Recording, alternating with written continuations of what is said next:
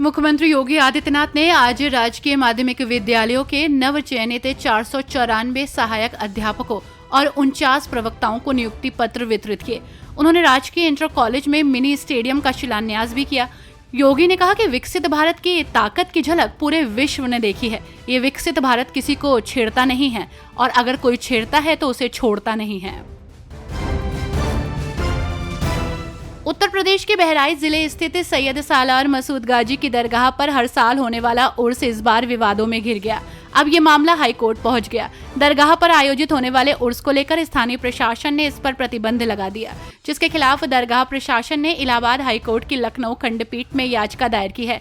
Court ने इस मामले की सुनवाई करते हुए राज्य सरकार को अपना पक्ष रखने के लिए कहा है और मामले की सुनवाई की अगली तारीख 14 मई तय की गई है। अखिलेश यादव ने भारतीय सेना द्वारा पाकिस्तान और पीओके में आतंकवादियों के ठिकानों को निशाना बनाए जाने का स्वागत करते हुए कहा कि सपा पहलगाम हमले के बाद दिल्ली में आयोजित सर्वदलीय बैठक में पहले ही स्पष्ट कर चुकी हैं कि इस मामले में जो भी कार्रवाई करनी होगी उसमें पार्टी सरकार के साथ है। जब आतंकवाद की जड़ पर हमला होगा तभी जो टहनियां दिखाई दे रही हैं वे अपने आप सूख जाएंगी। ये लड़ाई लंबी है और सीमा की सुरक्षा के लिए हमेशा सजग रहना पड़ेगा। चूक की कोई भी गुंजाइश स्वीकार नहीं की जा सकती। हमें अपनी सेना पर, अपने सशस्त्र बलों पर पूरा भरोसा है। संवाददाताओं से बातचीत के दौरान सपा प्रमुख अखिलेश यादव ने मुख्यमंत्री योगी आदित्यनाथ की सरकार पर ब्राह्मण विरोधी रवैया अपनाने का आरोप लगाया। उन्होंने सरकार द्वारा ब्राह्मण समाज को निशाना बनाए जाने का आरोप भी लगाया और मुख्यमंत्री पर परोक्ष रूप से निशाना साधते हुए कहा, उन्हें हाथा नहीं भाता, तिलक नहीं लुभाता, क्योंकि आप विरोधी हैं और उन्हें लगता है कि आप उन्हें राजनीतिक रूप से कमजोर कर सकते हैं, इसलिए सब राजनीतिक कार्रवाई हो रही है। सपा मुखिया अखिलेश यादव के साथ ही यूपी विधानसभा के नेता प्रतिपक्ष माता प्रसाद पांडे ने योगी सरकार को आड़े हाथों लिया है। माता प्रसाद पांडे ने योगी सरकार पर एक वर्ग जाति के लिए काम करने का आरोप लगाया है। उन्होंने ब्राह्मणों से आह्वान किया कि अगर आप लोग सरकार हटाने का निर्णय ले लेंगे तो एक दिन में सरकार हट जाएगी। उन्होंने कहा, अब तमाम ब्राह्मणों की हत्याएं हो चुकी हैं, उनमें कोई ठोस कार्रवाई नहीं की गई है। अयोध्या में पत्रकारों से बात करते हुए ब्रजभूषण शरण सिंह ने इस ऑपरेशन को भारत की सैन्य शक्ति और दृढ़ इच्छा शक्ति का प्रतीक बताया। उन्होंने कहा कि ऑपरेशन उन लोगों के लिए सबक है जो भारत की ताकत को कम आंकते हैं। हमारी सेना ने न केवल आतंकवादियों को मारा बल्कि दुनिया को बता दिया कि भारत अब चुप नहीं रहेगा। उन्होंने प्रधानमंत्री नरेंद्र मोदी, गृह मंत्री अमित शाह और राष्ट्रीय सुरक्षा सलाहकार अजीत डोभाल की रणनीति की सराहना की है।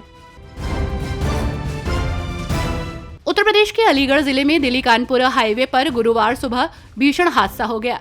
यहां गांव चिकावटी के पास फिरोजाबाद से मुलजिम को पेशी के लिए मुजफ्फरनगर ले जा रही पुलिस की वैन खड़े कंटेनर में जा घुसी।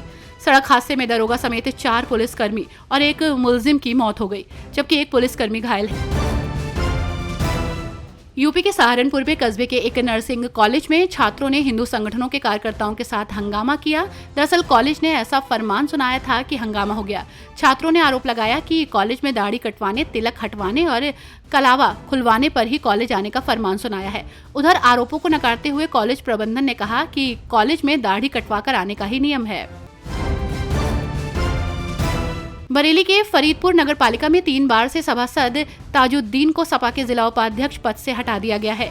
4 मई को ही प्रदेश अध्यक्ष श्यामलाल पाल ने उनको नामित किया था। इनका पत्र जिला कार्यकारिणी को मिलने के बाद बुधवार को मिशन कंपाउंड स्थित सपा कार्यालय में उनको सम्मानित किया गया था, लेकिन कार्यक्रम खत्म होने के बाद ही उनको पदमुक्त करने का पत्र आ गया, जिसके बाद विरोधी सवाल उठा रहे हैं।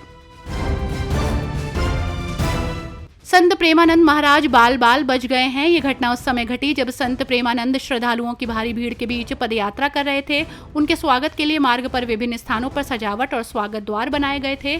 इस दौरान एक स्थान पर लोहे से बना एक भारी ट्रस संत के स्वागत के लिए लगाया गया था, लेकिन भीड़ के कारण उसका संतुलन बिगड़ गया और वो संत के बिल्कुल सामने गिरते गिरते बच गया।